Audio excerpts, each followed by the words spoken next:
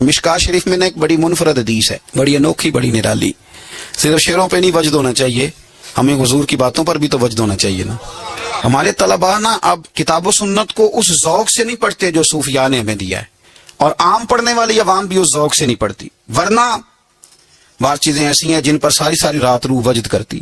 یہ حدیث پاک دیکھیے گا، حضرت سیدنا عوف بن مالک رضی اللہ تعالیٰ عنہ اس حدیث کے راوی ہیں. نبی پاک صلی اللہ علیہ وسلم فرماتے ہیں میرے پاس فرشتہ آیا، روز دعا مانگتے تھے نا حضور امت کی بخشش کے لیے، تو فرماتے میرے پاس فرشتہ آیا تو رب کریم نے فرمایا محبوب دو باتوں میں سے ایک اختیار کر لو. کون سی؟ کہا محبوب یہاں تو وعدہ کرتے ہیں کہ آپ کی آدھی امت کو بخش دیا جائے گا، یہاں آپ یہ اختیار کر لیں کہ آدھی امت ابھی، اور یہاں آپ سفارش کا حق لے لیں، آپ قیامت میں سفارش کیجئے گا، آپ کا رب آپ کی سفارش کو قبول کر لے گا. حضور فرماتے ہیں مجھے اختیار دیا گیا، یہاں آدھی امت کی بخشش کرا لوں فوراً. سودے ہوتے ہیں نا بڑے، یہ بھی انوکھا سودا ہے جو رب کریم اپنے محبوب سے فرما رہا کہ یہاں ابھی آپ اختیار لے لیں، آدھی امت بخشی گئی.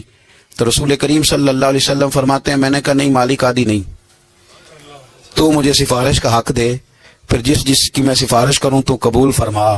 پھر پیغام حق آیا کہ والا سوف یعطیک ربک فترضی، محبوب جس طرح آپ کہیں گے آپ کا رب آپ کو راضی کر دے گا. اسی طرح سے ایک حدیث سیاستہ میں موجود ہے، رسول کائنات صلی اللہ تعالی علیہ وسلم فرماتے ہیں کہ اللہ تعالیٰ نے ہر نبی کو ایک دعا دی، ہر پیغمبر کو اللہ نے ایک دعا دی. صحیح حدیث میں موجود. دیکھو دنیا میں انسان کو بڑے چانس ملتے ہیں، اگر تو نفع لے گیا تو لے گیا. اللہ تبارک و تعالیٰ زندگی میں ایک دفعہ موقع دیتا ہے، انسان کو عزت بھی دیتا ہے، دولت بھی دیتا ہے، اسے بہت ساری چیزوں سے نوازتا ہے. اگر اس کی گردن میں سریا آ گیا تو تب بھی آ گیا، اور اگر اس کا جھکاؤ رکوع تک چلا گیا تو تب بھی چلا گیا. اب اس کے اختیار میں، اور میں کئی دفعہ کہہ چکا ہوں کہ عاجزی اور انکساری کا تعلق آپ کے دل کے ساتھ ہوتا ہے. اگر آپ کے باطن میں میل آ جائے کسی بھی سبب سے تو پھر آپ نے اللہ تبارک و تعالیٰ کے کرم کا کوئی شکریہ ادا نہیں کیا. اور اگر وہاں عاجزی رہے، دل جھکا رہے، باطن آپ کا رب کے ساتھ جڑا رہے، اس کا معنی یہ ہے کہ پھر آپ تواضع میں ہیں، پھر ابھی تک آپ کے اندر وہ میل کچیل نہیں آئی جو بہت ساری چیزوں پہ رکاوٹ بن جاتی.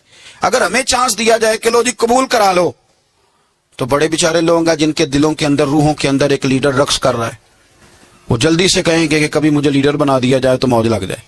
ایک چانس ہے. بڑے سارے لوگ ہیں جو چاہتے ہیں کہ دنیا کی ساری دولت اکٹھی کر کے پیروں میں لے آؤں. ایک چانس مل جائے تو جانے لوگ کیا کریں. نبی پاک صلی اللہ علیہ وسلم فرماتے ہیں، حضور کی تو ساری دعائیں قبول ہے نا، فرماتے ہیں ہر پیغمبر کو اللہ نے ایک دعا دی، ہر پیغمبر کو کہ محبوب مانگ لیں، جو مانگیں گے دیا جائے گا. یہ یقینی قبولیت کی دعا ہے. حضور فرماتے ہیں مجھے بھی رب نے اجازت دی کہ محبوب ایک دعا کی اجازت ہے، آپ جو مانگیں گے نا قبول کیا جائے گا، مانگ لیں. یعنی رب کریم نے فرمایا، خزانوں قدرتوں کے مالک نے فرمایا حبیب جو مانگو گے دے دوں گا، مانگ لیں. تو حضور فرماتے ہیں میں نے کہا اللہ میری دعا کو محفوظ کر لے، تو میری دعا محفوظ کر دے، میں قیامت کے دن اپنی امت کے لیے مانگوں گا.